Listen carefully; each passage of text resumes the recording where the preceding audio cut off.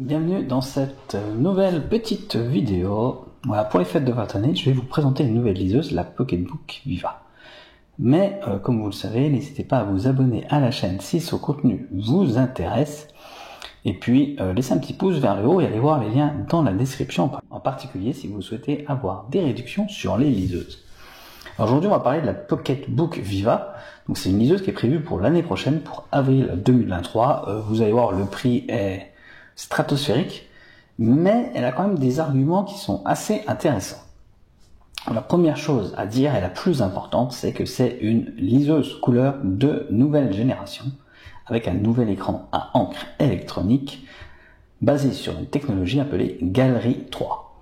Donc il va s'agir d'une liseuse avec un écran couleur différent de celui, par exemple, de la Vivlio Color. Donc on nous promet des couleurs bien plus vives, bien plus proches de la réalité et d'une qualité d'impression. Et puis, évidemment, on aura un éclairage, un filtre de la lumière bleue, etc. parce qu'il s'agit d'une liseuse haut de gamme. Alors c'est une liseuse qui aura un écran de 8 pouces, couleur, qui aura la possibilité de lire les livres audio, qui a également des haut-parleurs intégrés, et on se rapproche de plus en plus finalement du matériel d'une tablette tactile assez classique. Et donc c'est plutôt intéressant, même si c'est du matériel entièrement dédié à la lecture, bien évidemment, puisqu'on est chez Pocketbook. Donc le vrai souci avec cette machine, parce que sur papier elle a l'air très bien, puisqu'on peut lire les livres audio, on pourra lire les bandes dessinées couleur, on a un grand écran, donc ça sera idéal pour les mangas, pour le confort de lecture. On a également des boutons physiques, un design assez intéressant, des haut-parleurs, une connectivité Bluetooth pour écouter des livres audio avec un casque, et on a également la fonction text-to-speech, ou plutôt synthèse vocale, qui permet de transformer des e-books classiques en livres audio.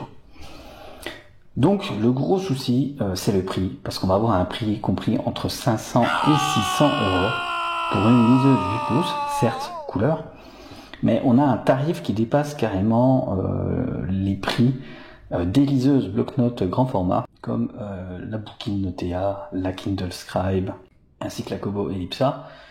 Et pour autant, on n'a pas de fonctionnalité du tout de productivité, bloc-notes, etc.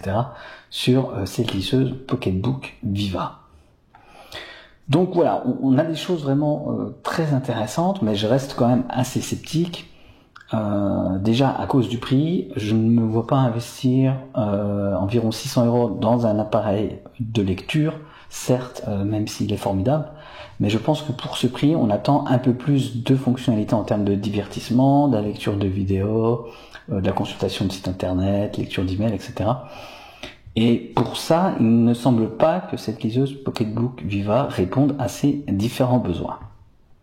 Mais ce sera quand même intéressant de voir si l'écran tient ses promesses, en particulier pour les gros lecteurs de bande dessinée et de documents couleurs, comme les fichiers PDF.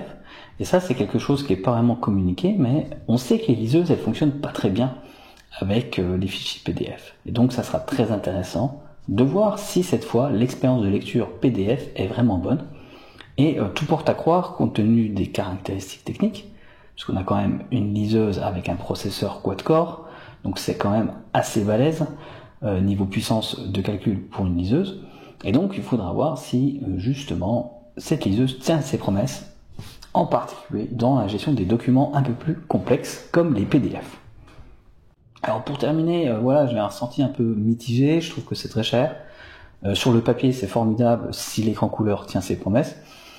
Et surtout, voilà, on a une sortie dans quelques mois pour avril 2023. Et on ne sait pas si cette liseuse sera disponible en France, puisque ça va dépendre du distributeur de Pocketbook, Vivlio. Et pour l'instant, Vivlio n'a pas communiqué sur les différents nouveaux produits qui sortiront l'année prochaine.